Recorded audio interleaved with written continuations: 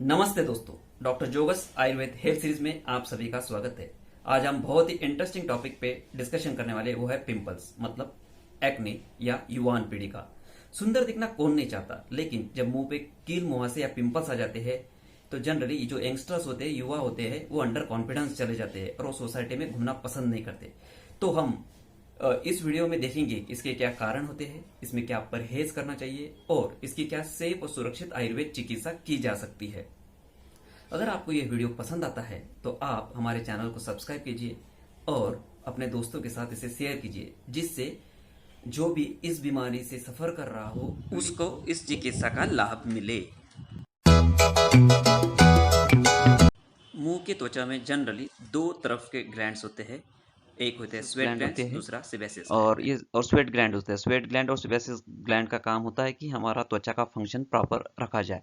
लेकिन कभी अगर सेबेसियस ग्लैंड के अंदर ब्लॉकेज आ जाते हैं खाने पीने की वजह से या धूल मिट्टी की वजह से, कभी कभी इसके अंदर इन्फेक्शन भी हो जाता है, तो उसमें अलग अलग टाइप के हमें एक्ने, पिंपल्स, मुहासे जैसी बीमारियां होती है।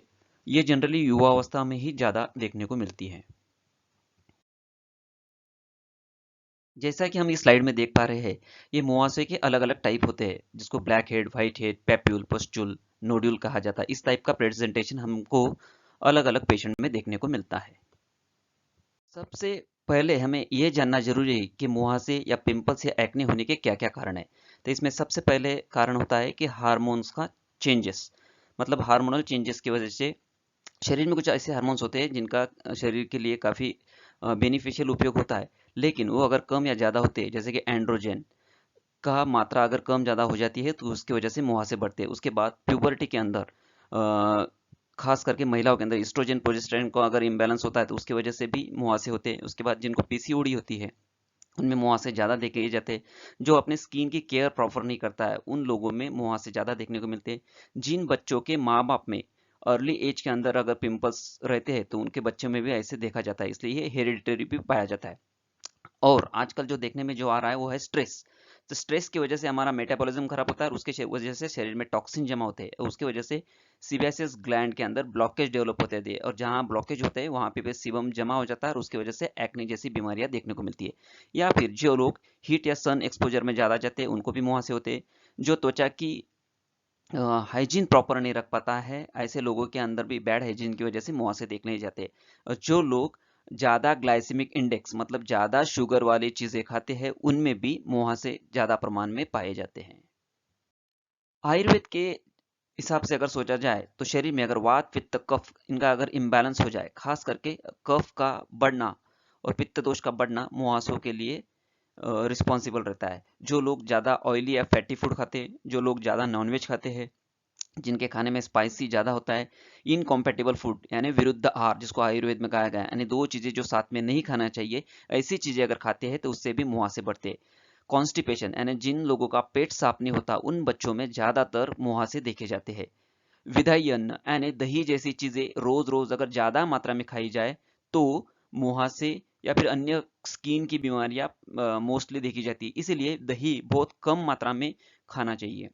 उसके बाद जो लोग ज़्यादा नमक खाते हैं, यानी अचार ज़्यादा खाते हैं, उनमें भी, या पिष्टमय पदार्थ मैदा जैसी चीज़ें जो होती है, वो ज़्यादा खाने की वजह से मुहासे या एक्ने, पिंपल्स पेशेंट में बढ़ते हैं। जो लोग ज़्यादा जागरण करते हैं, यानी रात को ज़्यादा जागते हैं, लेट नाइट मील करते हैं, उन लोगों में मुहासे का प्रमाण ज़्यादा देखने को मिलता है।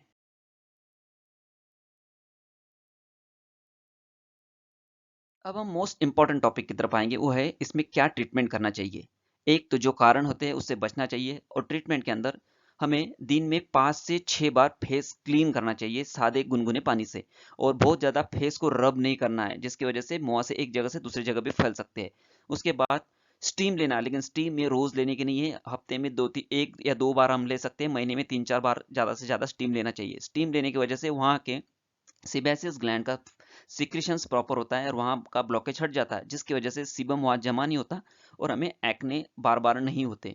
उसके बाद रॉ मिल्क, कच्चा दूध अगर हम चेहरे के ऊपर मलते हैं, तो उससे भी हमको एक्ने के अंदर फायदा मिलता है। उसके बाद रोज वाटर का भी हम एप्लीकेशन कर सकते हैं। खाने के अंदर जिंजर की मात्रा ज़्यादा यूज़ करना चाहिए। उसके साथ रेजिन्स, भी खाना चाहिए, यानी काला मुनक्का अगर हम रोज खाते हैं उसकी वजह से हमको कॉन्स्टिपेशन भी नहीं रहेगा और हमारा खून भी साफ रहेगा, जिसकी वजह से मुहासों को आना कम हो जाएगा।